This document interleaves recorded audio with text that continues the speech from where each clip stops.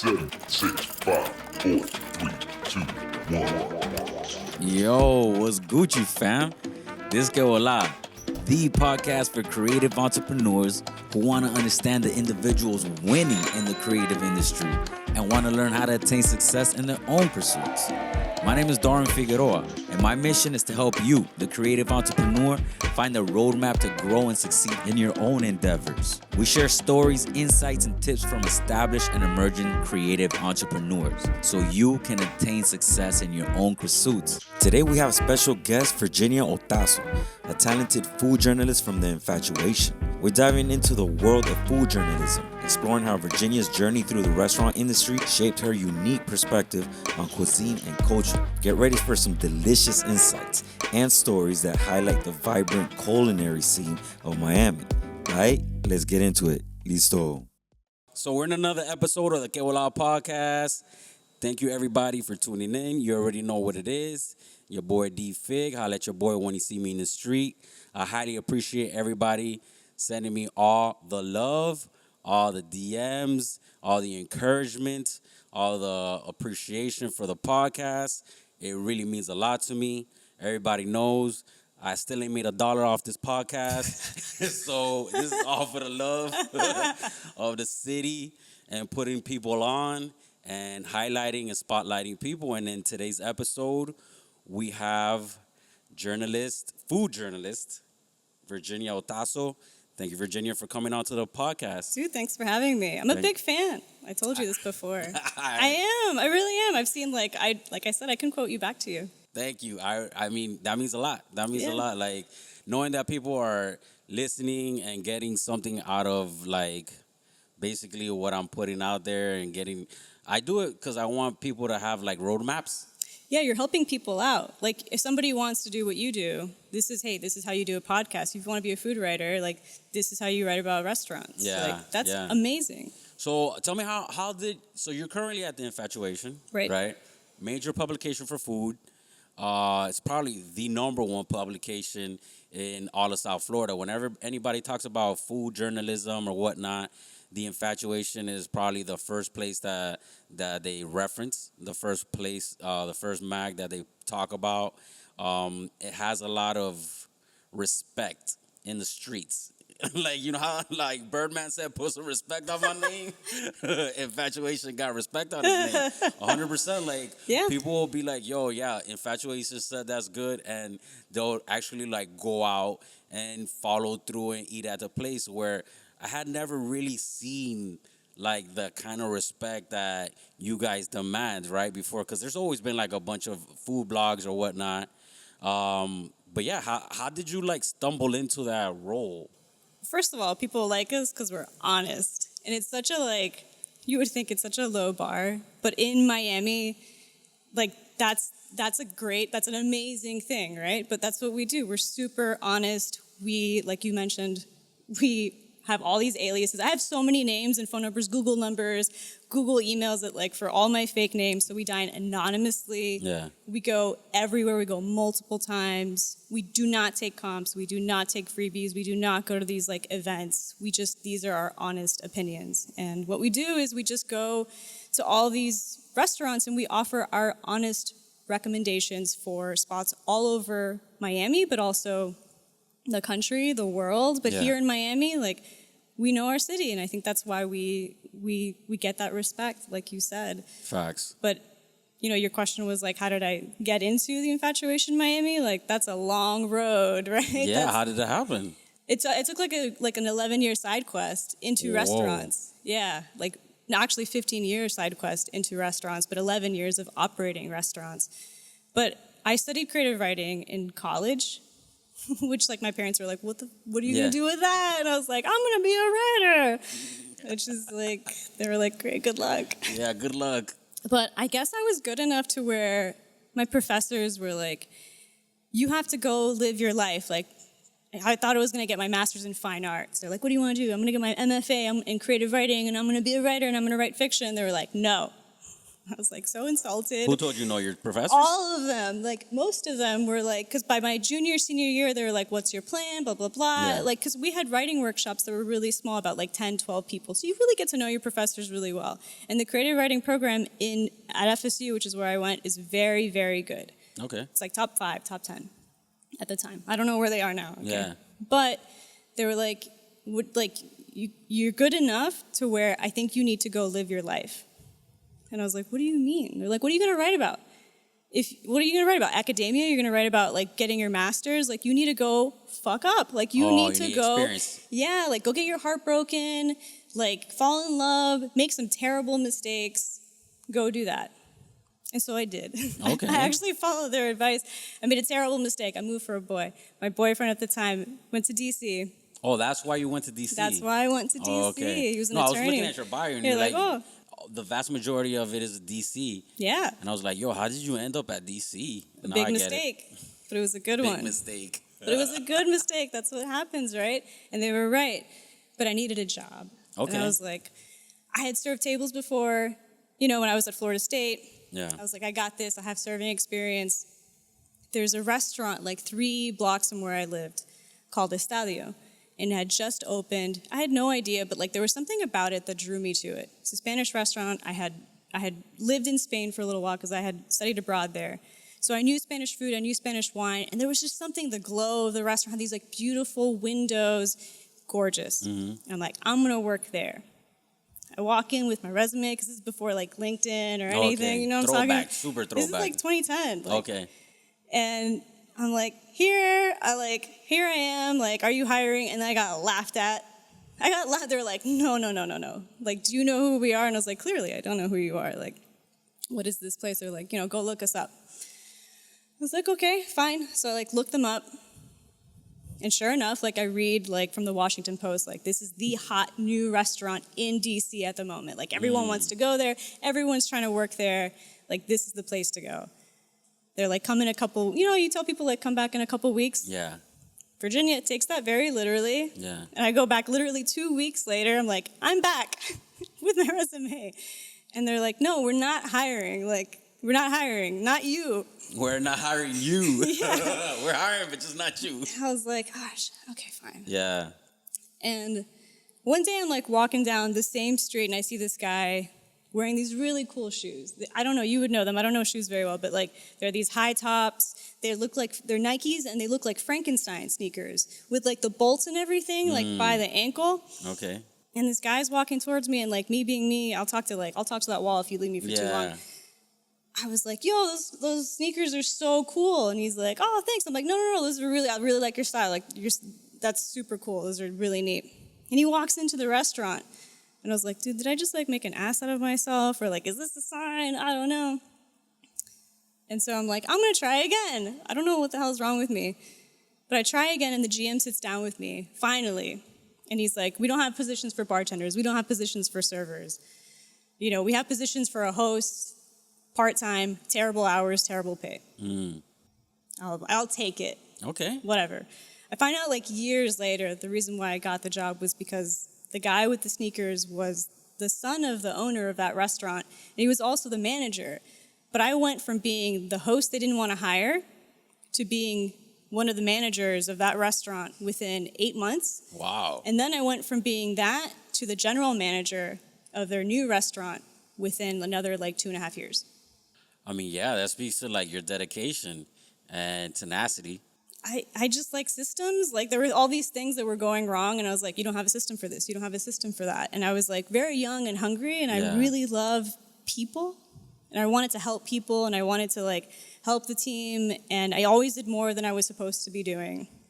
I would clock out and I would still keep working because I really wanted to make sure if we had a private dining event, like it went really well. That's cool. It wasn't cool for my bank account, but like, but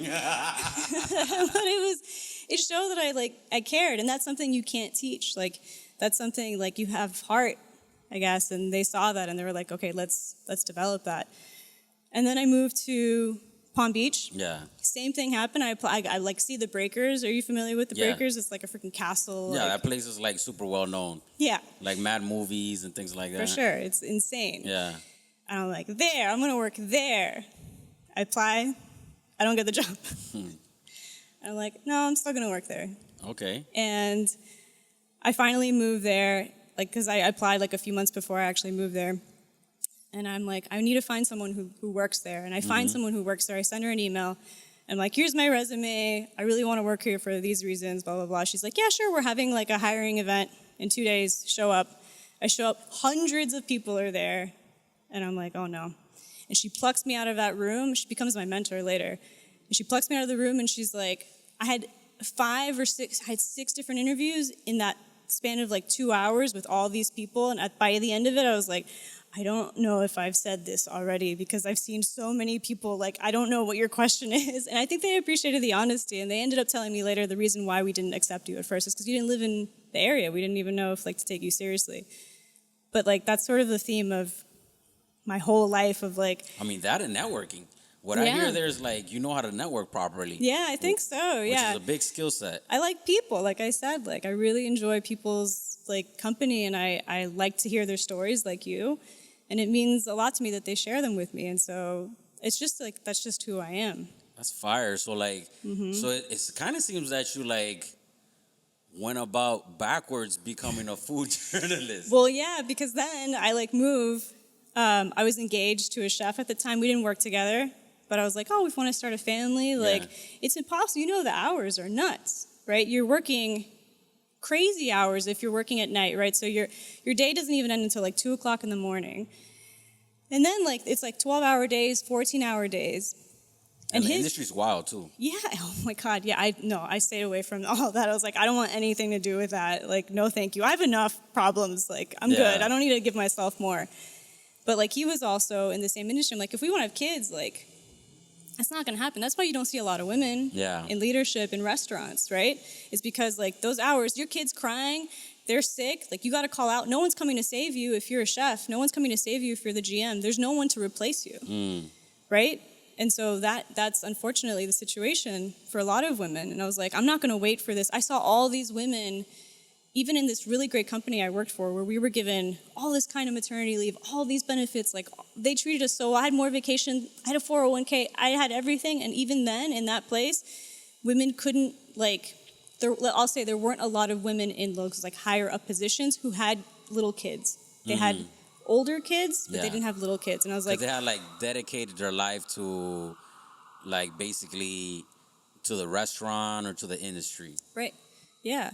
And so I was like, well, if we're going to get married and have kids, like, I have this, like, background in writing. And I had this, like, calling, too, where, like, you know, logbook notes? Like, at the end of each shift, you're supposed to write your logbook notes of, like, what happened and what went wrong and how you fixed it. Like, I needed a way to, like, write. So even in my logbook notes, I would write, like, imagery, like, so-and-so walked in, like, with a bottle of Bud Light hanging from his index finger and, like, a golf club over his shoulder, instead of being like, so-and-so walked in and they were drunk. Right? You're, like, descriptive with it. Can't help it. Building an image. Yeah, and it was like, you know, like, people call it a calling, but, like, it is. It's like a moth to the flame. Like, I was like, I need to do this. I felt so unfulfilled. But what made you want to become a writer, though? Like, what made you want to go to school for writing? Was there something that has been, like, burning desire since you were, like, when you were a little kid? Yeah, I think it was our mom. Like, my brother has been on this podcast before, and he's a writer, too. Shout out Andrew. Andrew Otazo. Yeah, Cocotazo. Miami Creation Myth. Yeah, dude. We're both writers, both very different, like, forms of writing. Yeah. But I think it's our mom's fault. Okay. I'm pretty sure it's her fault. Like, our father's an architect, our grandfather was an engineer. We didn't get any of those genes at all. But my mom was a literature professor. She taught Spanish literature, but we had books. Instead of having, like, a TV room, no, we had, like, a library. And there was, like, a little itty-bitty, like, tiny, like, TV that we were not allowed to watch, essentially. And it was cool-ass upbringing. It was really cool, but I had no idea about MTV or anything that was going on. I felt so uncool. I was like, I would pretend I knew what was going on. I'm like, That's funny. Yeah, they're like, oh, music video? I'm like, I didn't see it. I don't know what you're talking about. I don't know those dance moves. Like, so you basically telling me you was a nerd. I was. What do you mean was? I still am you a proud nerd, dude. That's what's up. That's what's up. Like, you got to embrace who you are.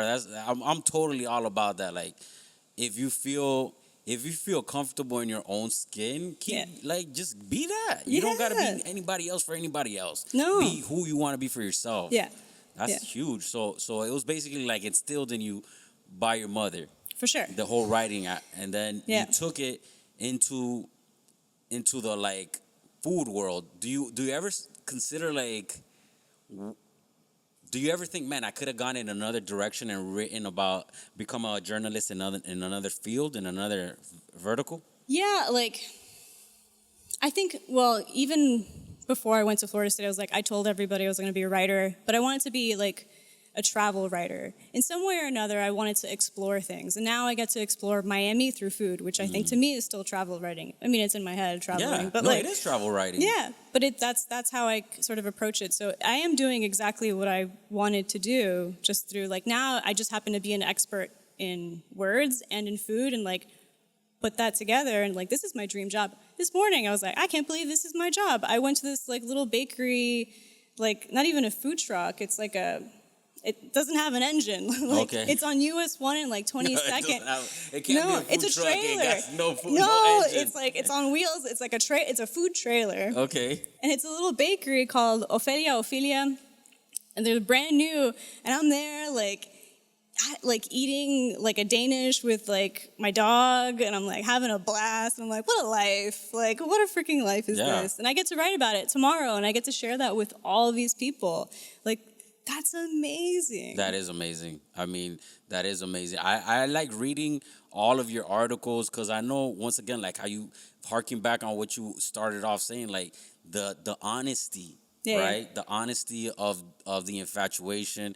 I feel like that's kind of why it popped off, right? Yeah. And that's part of the DNA of the entire like the entire blog, right? So it's like it's one of those situations where you feel comfortable listening to that advice, right? Because earlier we were talking off camera where I was like, I as a consumer, this is my personal opinion, I cannot trust somebody who tells me every place they go to is fire and everything is good, and it's like I'm just like, yo, you getting paid for this 100%. It's transparent. Like, there's no way that everything is fire, dude. Like, you got to go to a place that's like, yo, this place is not good. Like, don't go here, right? I mean, not don't go here, but it's not some place that I would visit again type of situation. Yeah, there's no such thing as a 10 in infatuation as of today. There's no such thing as a 0 at infatuation as of today. There's no, like, there's no general, like, if I say everything is this or that, like, Yeah. I'm wrong already. When you make general statements like that, it's already incorrect because not everything is exact like that. But, you know, one of the things that I take really seriously is criticism, because I've had to stand in front of my teams and tell people, like, we got this review and it's not a good review. And I have to look at my team, not my team now, but in restaurants, and be like, I know that you have families, I know that you have people who depend on you, but we got to look at this and think about this. And as a restaurant, you have a choice. Like, you can be like, F them. Yeah. Right? And there are some, like, I used to have like Tom Sietsma come in, like really big names, big critics, people who would come in, and they would just share their criticism willy-nilly, and it affects a lot of people. And so Yeah. I take that really seriously. So I really think about it a lot when I do, you know, when I am critical. But also, like, I don't work for the restaurant. I work for the guest. I provide a service to the guest. Same way that I did before when I used to manage restaurants. Everything I did was about the guest perspective. Everything I do now is about the guest perspective. And if I'm not being honest, like, I'm doing them a huge disservice. You're using your money, your time, like, you want a certain experience, like, we offer restaurant recommendations for every experience possible, like, you could ever think of. Like, if you think about it, I could tell you a guide right now. But also, like, we want to tell you, like, how it is, which is why we don't take any money from restaurants. We don't have relationships with people. They don't know who I am. It makes it a lot easier for me then to be as honest as possible and think about so-and-so who I don't know sitting at another table, like, are they having a good time? That's true. It's an experience. That's the dope part. That's the great part. That's what I take away as a consumer of the infatuation. That's what I know. I'm like, all right, I'm going to the spot. And I know that it got properly reviewed. I know that the person who got reviewed didn't get free food to say, "Oh, this place is the best." 10 out of 10. Oh. Come here, and then you show up and it's like nothing but sauce on top of like sauce, and I'm like, you know what I'm saying? Like, I do. That's what's You know the what I'm sauce. saying? I know. There's Yeah. some places that feel like that they could just like make their food better by just adding mad sauce on top of it. And I'm not a big sauce fan, which I know a lot of people are already gonna be like, yo, this dude sucks. Because so many sauce fans, especially you, like you went to Florida State. Florida What are you State is trying to like say? the sauce capital of the world. There was this place over there. Every time I go over there, my friend wants to go. It's like some sushi place. I don't even know. I forgot the name of it. But all they do is like serve us sauces. I think I know the place. It's like on Tenet. Is it I off? think it's Mr. Roboto or something Oh my like that. God, is that place still there? Believe me, it's still there because every time we go up to Tallahassee, he's like harks in to go. He's like, the sauce there was the best sauce. And I'm like, bro, I'm not coming here to eat sauce, bro. I'm here like to eat like the entire plate. So it's like, yeah, I'm not a big sauce fan. That's the takeaway. So I just feel like sometimes people are trying to mask their food with the sauce. I think like the hardest thing to do with food is to be good and simple. To be like the hardest thing to do with food is simplicity done well, because it's not, like you said, it's not hiding anything.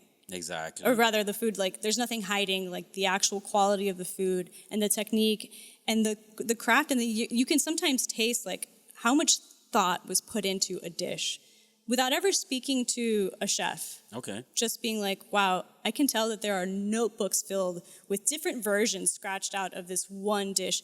I can feel that.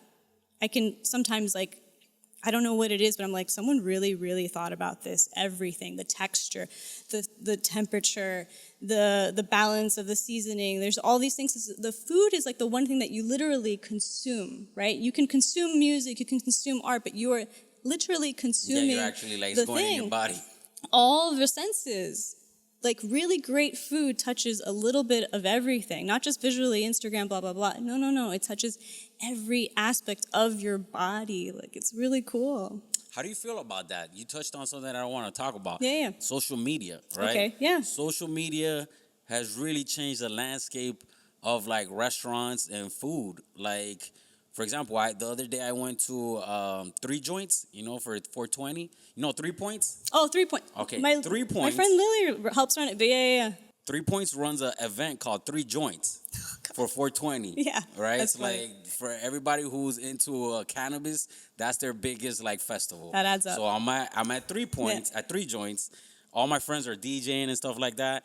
And my friends are like, yo, let's go get something to eat. And I go and with my friend who had just come off stage, and he's like, yo, I want to go try this place, da-da-da-da. And we go to the line, and the line is around the corner, right? Like crazy line to get, I forgot what it was, like a taco supreme, or I don't even know I forgot what it was, like one of those like nacho things. But all the other stands around it are empty. Like nobody is in any other line except this particular line. And I'm just like, yo, what's Gucci with this? Like, how did this happen? You know what I'm saying? How does everybody just stand in the one particular line? They don't even want to try anything else. And come to find out, that particular pop-up is like big on social media. They're like, they understand how to play the social media game. So like that it kind of like made me apprehensive, because I'm like, yo, why am I standing in this line? Because like the social media game is on point, and I'm not even trying this dude's burger that looked pretty good from where I was at, but like I guess their social media wasn't popping. Yeah, so social media plays a really big role in restaurants now. A lot of restaurants will, like, I'll tell you the truth, they'll hire certain personalities on social media. It's advertising, it's marketing now, right? That's what they do. But we have a social media manager, Julia Marave. You should have her on. Okay. You should have her on. She's really cool. And her handle is like @WhereJuliaEats. And she's Okay. really good, and she's very sincere. And we use like different forms of lowercase media, right? So we have newsletter, we have our website, we have our actual handle on I'm sure you've seen on Instagram. Yeah. And so like you could use your powers for good Or you can use them for like, I'm not gonna say bad, but like not so good. I'm not gonna say bad, but not so good. That's hilarious. But also, like, those guys are hustling too. Like, I'm not trying to say 100%, like it's a bless hustle. them, right? Like, you know, it's not for me, but like that's their business, and that's fine. Social media, like I said, yeah, it's a lot of like, it can be a lot of smokes and mirrors, but I'll tell you how I use it. I love to use it. It's kind of stalkery, like don't judge me, but Okay. I follow a lot of chefs, like their personal accounts, and a lot of cooks too, like just regular restaurants. And if they post stuff, I'm like, that looks cool. I want to go try that. That's something that they're proud of. That's something that they want to show their friends. So not like the actual thing like that they're promoting, but like the line cooks, what they're making, Love and they that. feel good about. I love to see that. And That's cool. Yeah. Yeah, I never even thought about that. Yeah. Because that I guess that goes back to the being the genuine. Like what they're genuinely good at, or what they genuinely feel like, yo, this is fire, come check it out. Yeah. It's I like, never thought about that. yeah. And so, you know, a lot of restaurants will also be like, oh, we're doing happy hour now. And that's informative to me because I'm like, I'll go check them out, you know, or we changed our sandwich to this. And I'm like, okay, cool, I'll go check out their sandwich. So that is helpful. And I think it's helpful to people. But yeah, like some people, like, and you can tell a lot of this stuff is very glossy Yeah. and like very scripted, and they have the little taglines and stuff, which is fine. It's totally fine. I'm not saying that like they don't have a place at the table, but I'm sitting on like the other side. I don't know who these people are. I'm sitting on the other side of the that table. I'm gonna walk away from that table. At the same time, but like Julia's at that table too with me, and she's like, we're not chasing trends, like we're setting them, you know, we know what's going on. We speak our community's language as well. Literally, she will post stuff in English and Spanish. Like, I don't know what other like big company name is like doing stuff like that. If not, they should be doing that, Yeah. you know? And each of us also at the Infatuation Miami, like there's my editor, Ryan Pfeffer, who like, he knows every nook and cranny of my messed up brain. God, that man, like, I'm so sorry. Like, That's funny. It's really messed up. But like, he does. And I trust him totally with like all of my writing. And he is a South Florida boy. Like, Okay. you know, there's Mariana Trebanino, and she's our other writer, and she is just like so funny. And I'm a huge fan of both of them, right? And like, we are just honest, and we're honest that way through our social media too. We did the kookiest thing. I'm not going to tell you what it is, just in case I don't know when this is coming out. But like, we just did some silly stuff too that we were like, this is like so cringy, but it might work or it might not work. But it's something that we like. This is a good idea, like, you know, and. We care, like we do know our stuff. We are experts in what we do. I'm an expert in restaurants and in writing. Julia is an expert in social media and her community. And so you gotta know who to trust on social media too. But I think that piece of like you said, like coming from the heart, you can tell. Yeah, you could definitely tell when something's like very glossed over, it's been like picked over and like put in like what do they call those rooms where they test rooms or whatever, Yeah. until like everybody says this is what I like, and then at the end of the day it's like super bland because everybody can't like everything at the same time. Yeah. Right? You know what people want to see? This. They Yeah. want to see you. They want to see this. They want real. They want like unfiltered conversation, real people talking about their real passions and helping. Like, that's the other thing. It's like, how can we help the viewer? How can we help the reader? Like, that's what we do. That's what you do too. We help our audiences all the time. Isn't that like a wonderful thing? It is. It really is. It brings joy to me, like knowing that I'm helping. Like, I always think of like a younger self, my younger self. That's really who I'm like always trying to help.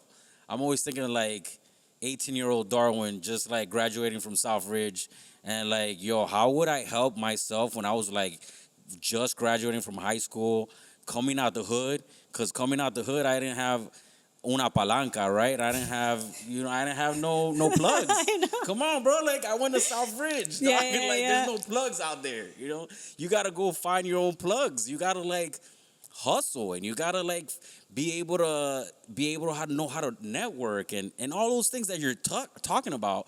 Like, these are gems that a younger self doesn't know, or doesn't know how to go about finding them, even knowing how to execute, but knowing that you need that, knowing that you need to learn how to network, knowing that you need to be a genuine self to yourself and speak with a genuine voice, not like what you think your friends want to hear or whatever, which is a lot of that, right? Nowadays, especially social media is like amplifying that. For So sure. it's tough. It's tough for them to be like real because they feel like if they're real, they might get ostracized. And then that's it. It's a wrap for them. You know, like they out of the friends group. And at that age, you feel like it's game over for you. Oh yeah. You know, so it's tough. But you were talking about the like the aspect of social media and community, right? No, excuse me, and food and community. How do you feel that like? How do you feel food plays a role in the culture aspect of South Florida? Because you know we're Hispanic and we take food serious. Like it's real deal. I was hanging with a fam for Christmas and like somebody messed up the lechon. Oh no. And this was probably like 9 years ago, and they still won't let that go. Like, dude, this dude messed up that lechon that one time. I'm like, yo, that was almost a decade ago, dog. You guys are still Doesn't going feel that on way. They're still hurting. They're like, They're oh still no. hurting about that pig, bro. I'm I like, would yo, be let that too. go already. Yo, that's personal. I'm like, bro, I get it, and I feel bad for the person who messed up the lechon because they gotta hear it every Christmas. Like, oh no, we can't let you get the pig because you gonna mess it up. You gonna stand there the caja china and let it go raw or whatever. So it's like we really harken on the food, like real cultural aspect. How does that come into play when you're writing? Okay, so you actually are proving a point that I'm about to say. Every dish, every food has a story, right? Everything has a story. Food tells a story. Sometimes it's a really sad one. Sometimes, unfortunately, it has to do with like slavery and imperialism and colonialism. And you can't hide it. You can't hide that history. It tells the truth. It tells the truth. But the beautiful thing is that you turn something marvelous from something really quite terrible with food. And that speaks to me. And in Miami, we actually have a guide for like restaurants that could only exist in Miami. And these are restaurants that like truly it's because of specific cultures and communities coming together and melding in ways that are like very natural that these foods exist in Miami. I'm actually working on a guide right now about a specific cuisine that has like yet to be named that only exists here. And it, like, you know where you find it? I'm about to scoop myself. But You're about to scoop yourself. In Miami? Yeah, in Miami, you find it at, like, Chugs. You Okay. find it at Amelia's. You find it at Azúcar. Have you Okay. been to Chugs? Yeah. In the Grove. Yeah, in the Grove. You Shout go, out Pastelito Papi. He's yeah, been on the podcast. He's very good, yeah. And so that's a great example of, like, kind of changing Cuban food to, like, our needs in this community. And, like, it's a very specific experience of my generation of Cuban-Americans. My parents are Cuban, my grandparents were Cuban. My dad would like unload bananas as a job here in Miami, like back in the day, right? My dad came like Pedro Pan. Yeah. Plenty of stories just like that. It's not nothing special. Came with nothing and then built something. Yeah. It's not unique here. But then we grow up here with like, I would go over to my grandparents' house and I would have like picadillo on the same plate as picadillo, like mac and cheese. And right? It's kind of weird. Yeah. But they love like Picadillo and mac and cheese? right? Okay. Friggin' weird, but whatever. And then there was like un plátano, fuacata, you know, like on the rim. Super Cuban. That's crazy. And then like Sara Lee pound cake with like a scoop of ice cream for dessert. What is that? That is Cuban-American. Super. Right? Yeah. It's on the plate. That tells you a story right there. That's true. And then, like me, a lot of us, we left. And then we came back, and while we were gone, we were like, oh, banh mi? What's that? Pho? What's this? Like, what are all these different foods that didn't at the time exist in Miami? Yeah. And then we bring it back. And we go, oh, what if we put, like, lechon in our ramen? Ugh. Yeah. We go, oh, no. And, like, dude, like, when they put that in front of me at Chugs, I'm like, this is offensive to everyone involved. That's funny. But it's so good, and it works so well. Like, you order... What do they have there? Oh, the tostones. Okay. Comes with like burrata. They put that plate in front of me. Same situation. I was like, I don't know, man. This is like not right. This is not right. This is not right. And like You feel I like try. it's a travesty. But I'm like, I try. I'm like, this is so good. good. It works so well. Like, that is literally combining all of American food, because American food is the world, right? Yeah. With Cuban food. That tells Latin a story. food. That tells me my story. I go to Chugs and I see myself, like, you know when you see like a character that's a lot like you on the big screen and you go, oh, that's so close to me. Yeah, you recognize yourself. You're like, that's cool. When I go to Chugs, I recognize myself in this food that always shocks me at the beginning, but I'm like, no. This is something that I could maybe make, I wish I could make like in college, the ramen and the lechon. Or like the Cuban-American sandwich doesn't make any sense there. It like comes on like regular white bread. Mm-hmm. And again, I'm like, the whole wheat, what's that bread called? Wonder bread? Wonder bread, there you go. Yeah, that's the bread it comes on. Yeah. I don't know if that's like the mark that you're using, but specific brand, but it's that sugary kind of like bread. And I'm like, this is not right. But it's 100% something that like my abuelo would have made because no tenemos like pan cubano. Like, here you go. And I'm like, no, this is actually totally true to like my story. You know what makes me think about that when you just said that? There's the sandwich, the Elena Ruz. Oh, Elena Ruz. That has a story. Do you know that story? No, I don't know that story. Oh, it's a great story. Okay, so, see? Tell me the story. It's a good story. I got lots of stories. So, Elena Ruz was a woman. I can't remember her last name, but it's kind of like, I want to say, I don't want to say her name because I don't remember her name, but she was like, a socialite in Havana, Cuba, and she would go out with her friends, and she would go to this restaurant, and she would always order turkey with strawberry jam and cream cheese. They would make it just for her. And it was kind of like a late night snack. Okay. And so she had enough money to like kind of travel around, very like hoity-toity family. And one day, like they come back and they see like her name in like bright lights, like by the Elena Ruz, like for real? At this like restaurant in Cuba. And her parents and her family were like, "Ay Dios mío, like this is a travesty. Yeah. Oh, our family name." Like, imagine, right? You're taking our name through the mud. And this young girl, she's like 20, she's like, "This is amazing." Yeah, like, she's like, so I'm popping now. Yeah, they put it on the menu. But like we were talking about earlier just now, like that Cuban diaspora, a lot of it now lives in Miami, so it comes to Miami. The Cuban sandwich is not Cuban. It's from Miami, don't tell Tampa. But like, it's from here, right? A lot of the stuff that we think is Cuban is actually from Miami, like pollo empanizado. Not Cuban, dude. For real? No freaking, like, chickens running around Cuba like that. Like, it was bistec empanizado, but pollo empanizado, my mom tells me all the time, she's like, that thing is Cuban-American. How about milanesa? No, milanesa, no. But, like, milanesa you'll find, like, but stuff like that, like, milanesa you'll find more, like, like Argentina and stuff like that. But, yeah, like, that's, like, every dish has a story, and not just like a grand historical story. Sometimes it's just like the people who touch that one dish. Yeah. The prep cook, the guy who was picking the produce in the farm. Like every dish tells a story, and every word tells a story too. And when you're like judging the food, right? Mm-hmm. The ultimate judge. When you judging, you sitting there with the gavel and stuff, and you're about to go down on the food. Are you like thinking about that backstory and like trying to pay respect to it and be like, oh, you're not living up to like what the entire trajectory that this plate went through? No. Oh, okay. That's just like, because I'm a nerd. Oh, okay. I'm a nerd. It's more of like, what is the experience of this dish? Like in terms of like, how am I tasting it? Is it balanced? But restaurants are more than food too. So like the food might be really great, but the experience might not be so great, right? Like it might just not be a good atmosphere. The service, the hospitality might be off. So we're not, my editor always likes to say like, we're not food critics. We're not food writers. We're restaurant critics. Because restaurants, like that old Maya Angelou, like saying like, you might not remember what I said, but you remember how I made you feel, right? And restaurants have that quality. Like the very word restaurant comes from the word restorative.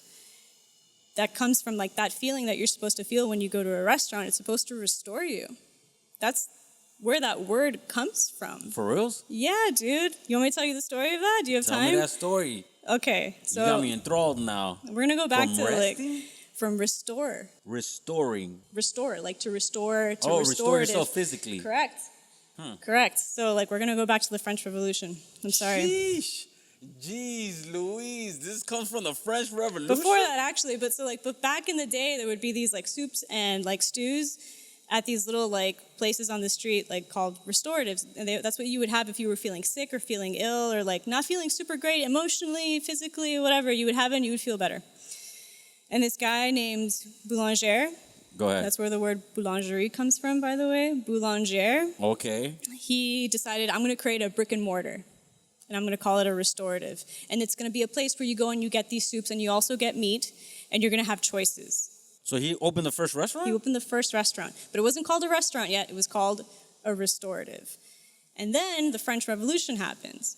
And that's when you have all these like chefs who were so sought after and like all these like the aristocracy like were fighting over like these really talented people, but you know what was going on off with with it? your head, yeah. Yeah. They were, they were not You couldn't around. act too bougie back then. Correct. They take your head off. So all these chefs and all these butlers and all these servers who are so talented don't have jobs. They want to start their own thing, and they start opening up restaurants, restoratives, and these are places where you could have not just soups and stews. Now you could have a whole plethora of different options, and you could have service, and you could have hospitality. And the whole point of a restaurant is to make you feel good about you. It's about you. Huh. Now I know why French people are so big on that food. Like, Yeah. why they're like very picky. Yeah.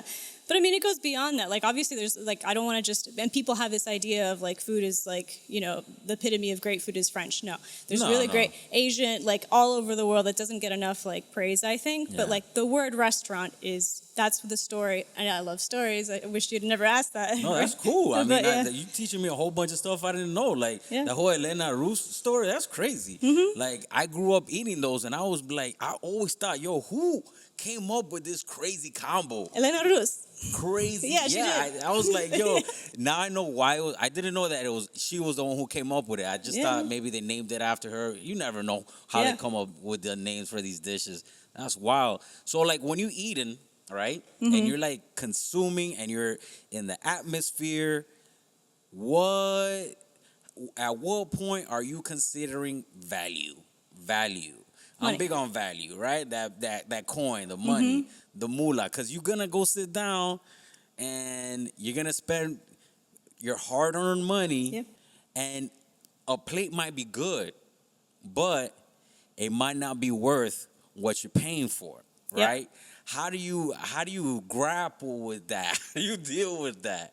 Yeah, there's some things that, take a lot of skill, like certain foams, emulsions, and things like that. I'm like, this is worth it because I can, like we were talking about before, this really does get in touch with all my senses. They really know what they're doing. For something like that, there's satiation, there's fulfillment in that sense where like you feel full, and then there's fulfillment of like, again, getting back to this made me feel good.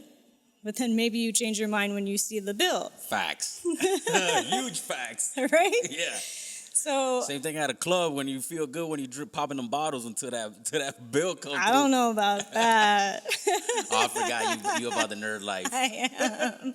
I'm like reading at home. It's 2:00 in the morning. I got to get through this chapter.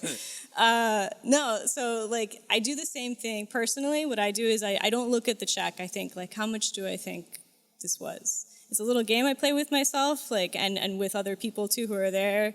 Like sometimes, like, because I eat a lot with coworkers, I'm like, how much do you think it was?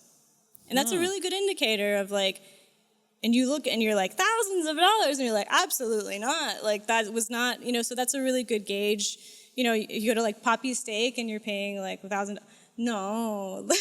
Oh my God. You just introduced me, you put me on game right now. Yeah, I'm gonna sorry. play that game crazy. Yeah, I know.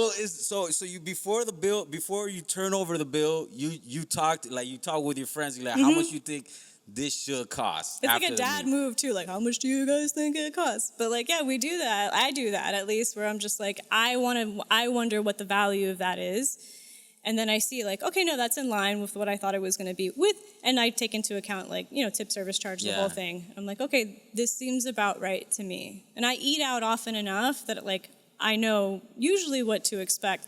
But if it's something that like I'm like, I can't believe that happened. Yeah. And I take into account cocktails. Cocktails can be very expensive cocktails.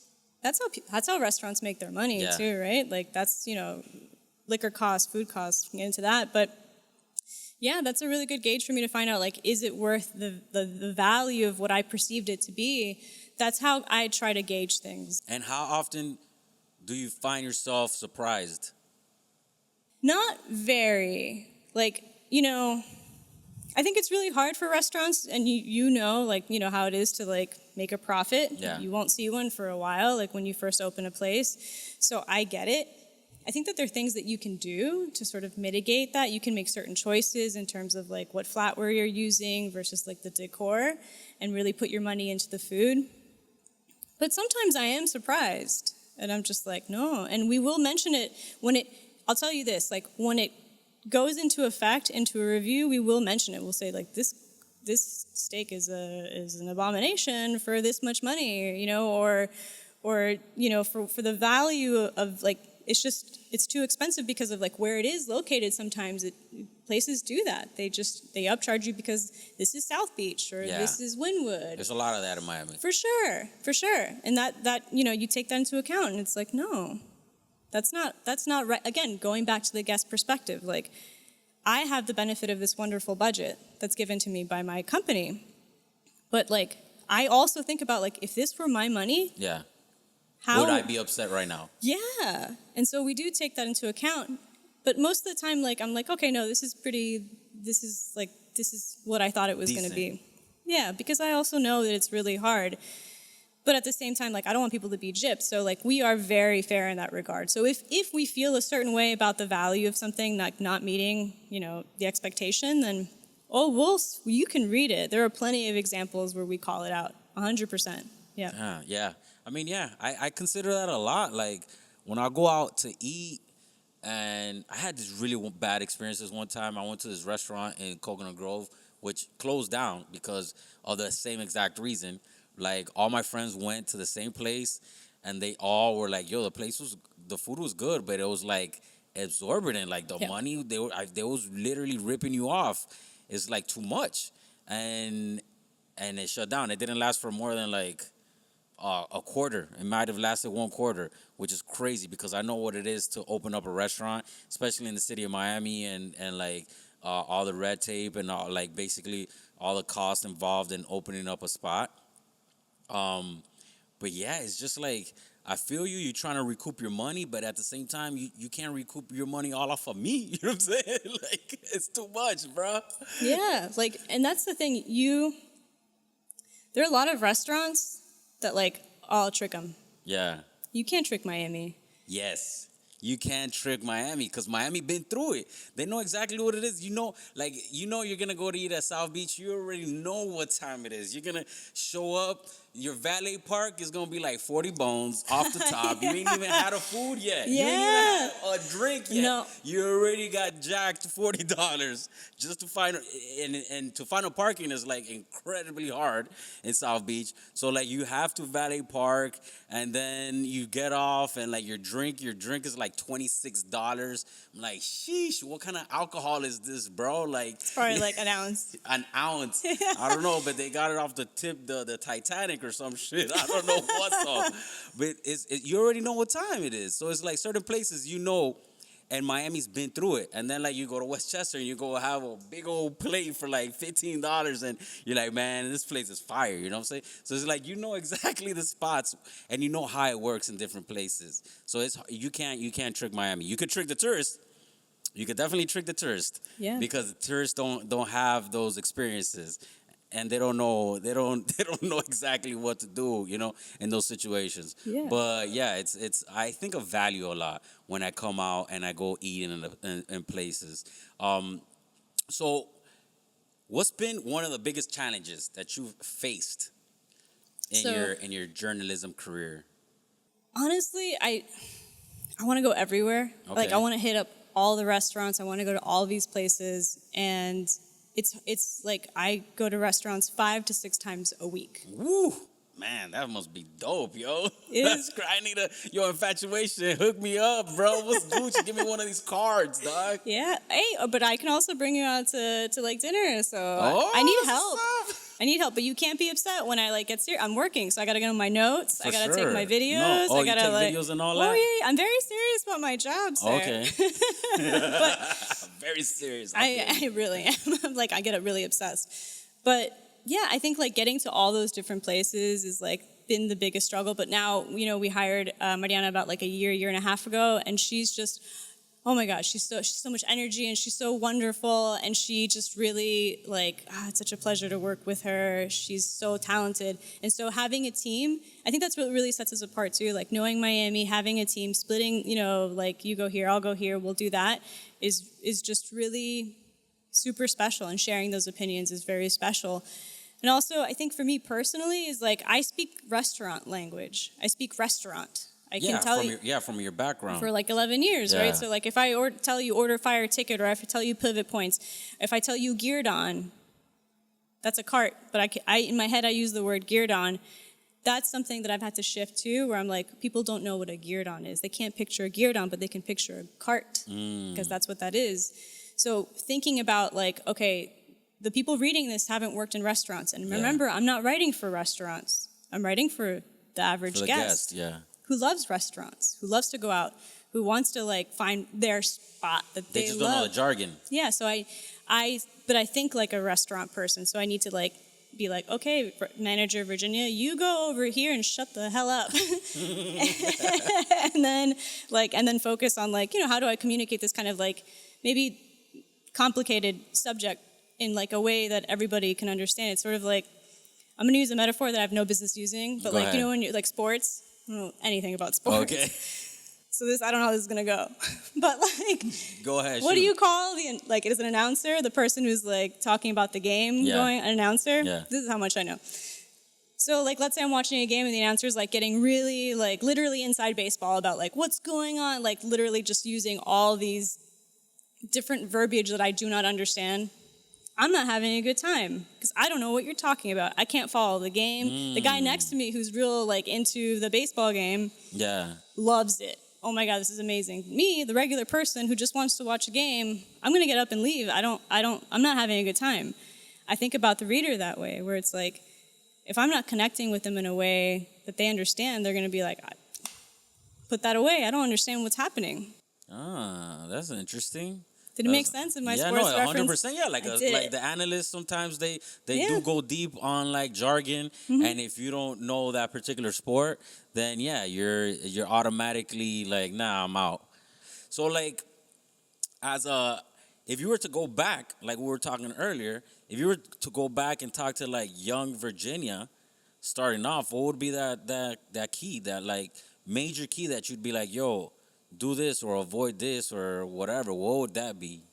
I wouldn't tell her to avoid anything. Okay. It was like my professors used to tell me, like, go do stupid things, go mess up. Like, go do that. Everything's going to be fine. Like, you're going to learn from that, and you're going to, like, that's how you develop. Like, it's okay that you make mistakes. It's how you recover from them, right? And I would just say, like, just trust in the process and enjoy the process. Like, that's the biggest piece of advice that I've ever. So hard to do. Isn't it? It really is, because when you're in the moment, you don't realize you're in the moment. That's the thing. Like, you only realize you're in the moment once the moment has passed. Once the moment's over there, you're like, man, that time was really fun, dog. Like, I should have, like, spent more time in that environment and, like, soaked it all in. But I was just so worried about whatever, XYZ, that I completely missed it. And it's hard to do that. Do you know what I do? Go ahead. I do some nerdy stuff again. Go ahead, bro. I love the nerdy stuff. So sometimes I like time travel in my brain. Okay. So like I'll pretend that like 80-year-old Virginia or 90-year-old Virginia, if I live that long, let's be realistic, 78-year-old Virginia. Don't cut yourself short. I don't know what's gonna happen. But she gets to like pop back into 38-year-old Virginia today, right now. She's here. She's like, oh, great. I'm sitting down with Darwin. Yeah. Oh, I'm in the moment. This is amazing. How cool is this that I get to do this? Oh, this is so great that I'm here now in this body, in this younger body, in this younger mind, having this really great experience. I think about that a lot. Yeah, gratitude. You gotta be. That's a major key right there. Gratitude really has I feel like gratitude and empathy has carried me through life. Really. Like, really, really, really. I'm not even gonna, like, for real. You know how the little kids say, for real, for real? Yeah, they do. For real, no cap. Like, gratitude and empathy take you a long way. They do. Like, you're never aware of, like, how good you have it, right? Like, for example, I'm gonna tell you a story. Yeah. I've been to Haiti 2 times, and and when you go to Haiti, mind you, I went to Haiti. I was like traveling with like basically royalty, right? And these people were like owners of like Port-au-Prince type of situation. Wow. Like they own like 5-6 hotels, and like I was traveling with armed guards and all of that. And then I never felt worse in my life than going through the streets of Haiti, where like I think I was in one of those Mercedes, the box ones, The G-Wagon? The G-Wagon. I was like going through the streets of Haiti in a G-Wagon, and I'm just like, yo, this is wild. The amount of like inequality that I'm experiencing right now. And you're looking out the window, and there's like little kids, and like the amount of poverty you see, and it's just like, wow, my guy is like incredible. And I carry that experience with me everywhere I go. Like everywhere I go, I'm just so grateful. Sometimes it's like, oh, the United States and whatever's going on politically or whatever. I'm just like, nah, forget all that. I am highly blessed. I'm highly favored. The fact that I'm in this, that I have the opportunity to do this, even when I'm in an opportunity where I hate, or like I'm like, damn, this sucks, and I'm super mad, I still sit back and I'll be like, you know what? Stop griping. Stop like crying about your situation. Yeah, the situation might not be the best right now, but you could be in a way worse situation, my dog. And coming from the hood, like being able to do the things that I've been able to do it's a lot. And like I'm saying, it's gratitude. And those moments of like weakness, I always go back to gratitude. I always go back to, you know what, God, thank you for giving me this opportunity. Thank you for letting me talk to Virginia. Thank you for letting me have the Que Bola podcast. Thank you for because it's not given. It's not given to everybody. But empathy comes at a cost too. We were talking about this earlier, like to empathize with everyone who you meet, you take on their stuff, right? Like it's heavy. Yeah. It's heavy. Like, so like we said before, like you got to take care of you too. Yeah, empathize with yourself. Correct. It starts there. And that's the best way to be empathetic to and to be grateful about what you have. That really does, it comes full circle in that way. And, you know, I'm grateful as hell for this job. It's wild. It is such a dream come true. Like you said, this podcast, like it's wild to be here with you. I appreciate that. No, I'm being totally real. I'm being in the moment real with you. Like this is such a like honor, and like I hope that like, you know, 8-year-old you would be proud, but like I know 8-year-old me would be like, fuck yeah. She probably wouldn't curse because she gets in so much trouble. But like, no, for sure. Sorry, Mom. I feel that it really is. It really is a blessing to be able to do this, like, and go out there and talk to people and share gems and speak to trailblazers like yourself. You're like a female journalist in food in Miami. That's like back in the day. I know it was like a male-dominated industry, right? Well, it was only like the dudes who got to say how things tasted or like environments were. It was actually like a lot of rich people like did the job because they were that's why there's that like hoity-toity way of like this typical like food writer has a specific way of speaking, very uppity and like really freaking annoying, to be quite honest with you, that people can't connect with, because the people who could afford to go to all these restaurants across the world were the people with a lot of money, buku bucks, right? And so they, of course, they knew their stuff. So those are the people who wrote about travel and about food. And so that became the voice. But Infatuation has a very different voice. It has my voice, your voice, Miami's voice. And that, I think, is what sets us really apart. You know, and people still try to write in that way and speak in that way and do that stuff because that's what they think they're supposed to do. You're doing a disservice to the reader. You're doing a disservice to the follower or the guest. Like what you're doing now, being yourself and speaking truly the way that you do to your audience, that's what you need to continue doing. That's what gets you, that's what separates you. And like gets people following you because they're interested in like what you have to say, how you say it. How you say it is sometimes often more important. Yeah, I've experienced those environments where it's like very hoity-toity, and it feels. I mean, for me, awkward, right? I didn't grow up in that environment, so I just don't know how to swim in those waters. But when I am there, I kind of get more like abrasive. I become like more, I don't know, I just become more genuine to myself. I'm thinking about this one particular time I was like in Southampton, and I was staying at a friend's house that gave me the opportunity to stay in their like mega mansion, and I'm sitting here and I'm just like, yo, first and foremost, I don't know how I got here. Second of all, A boat, probably. I don't know. I'm kidding. yeah, it was crazy. I'm kicking it in the Hamptons with all these like super mega rich people, right? All these hedge fund people, and we're eating at a place, right? And I'm just being genuine. I'm just being myself. But in those experiences, in that moment, I felt like I have to be more of myself because everybody here, I feel like everybody there had like a mask on, right? Because I could see my friends who invited me, they're a certain way with me behind closed doors, but then we go to have a dinner with their other friends, and all of a sudden they're like this other person. I'm just like, yo, who are you, dog? Like, you were this person. Yeah, like, we were just talking about some other crazy stuff like 10 seconds ago. All of a sudden you're like, oh, I gotta be like stiff and rigid, and I have to wear my Brooks Brothers and stuff. You know what I'm saying? It's like, yo, Pastel. No, I know. Pastel AF out there. Southampton is like pastel land. Dude, I know. But yeah, it's one of those situations where like being genuine, once again, being genuine, being transparent, I always feel like that's always the key.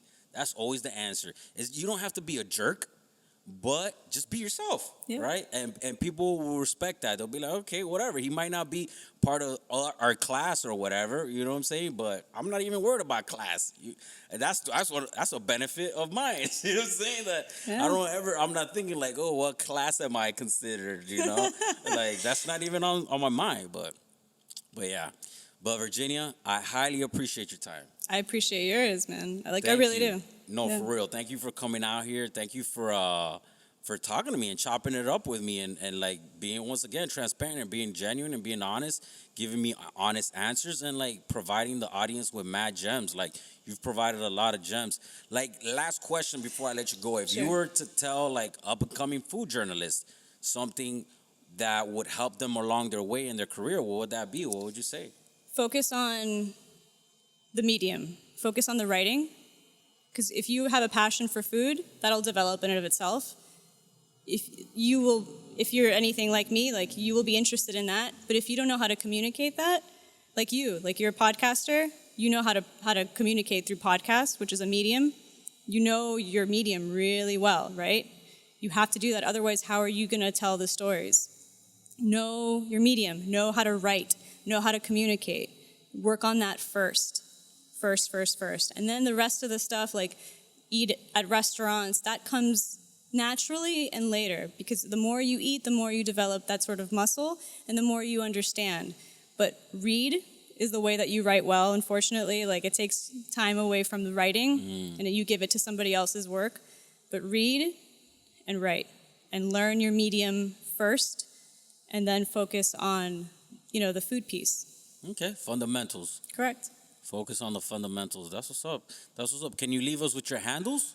Yeah, so we're our Infatuation is Infatuation_Miami. Okay. And then mine is, I have not posted anything since like 2017, I think, but like it's va.otazo. Okay. And that's my handle. And when people want to pull up any of your past writings or anything like that, just go to Infatuation. Go to Infatuation, but also sign up for our newsletter. That's where I get really personal with our viewers. Like I speak from the first person there. I'll tell you what I did last week. I'll get like really like I kind of peel back the curtain, and so does my editor, and so does my colleague Mariana.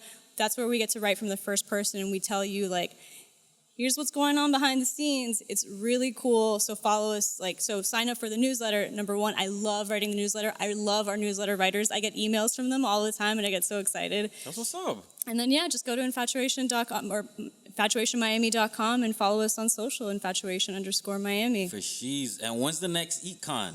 Ooh, EatsCon. Yeah, that's in February. We're going to start planning that in November. We sold out completely last year. I was at the last one. It was fire. Yeah. I got a Sapphire Reserve. Shout out to Sapphire Reserve. I was in the Sapphire Reserve area. and I was like, yo, this place popping, bro. It's really cool because it's available for our all card members. So like you have an Amazon Chase card, like you're in, you're good. You do your, your mortgage through Chase, like that's it. You're in. It's super, super cool. And it's like restaurants that we feel like represent Miami. So the editorial team picks the restaurants. Oh, okay. I didn't know that. Yeah, we're that's the hands-on part for us. And then we have a team that deals with them so we don't become biased, obviously. Like they, help them set up and we always get really great feedback from them. They're like, thank you so much. This is super well organized. Like not that I'm like patting myself on the back or anything. But like it's a really fun event and it takes place in February, usually in Bayfront. And you were there. Yeah. It's so much fun. And we get on like stage too and people get to ask us like their crazy questions and it's a lot of fun. And you get to eat all this food for a really good value, I think. Like the price is really great. Yeah, price point is on point, 100%. So like, I don't know, we're kind of like practicing what we preach, I think. For sure. I like that. Well, thank you so much once again for coming on. And once again, thank you so much for giving me your time. I highly appreciate it. And to everybody listening to the podcast, thank you. It really means a lot to me. You guys are my payment. And that's for real. That's genuine. And like I always say, if you like it, share with your friends. And if you hate it, share with your enemies. But just share this mug. Hasta la próxima. We out. Peace. Thanks again for tuning into another episode of the Que Bola podcast. I hope you enjoyed the conversation with Virginia as much as I did. Her passion for food and storytelling truly brings the culinary world to life. And don't forget to check out the Infatuation for, honest reviews on restaurants and recommendations. If you liked the episode, share it with your friends. If you hate it, share it with your enemies and tell them to leave us a review. Until the next time, keep it classy. Que te crezca. I love y'all. It's your boy Dee Fig. Peace.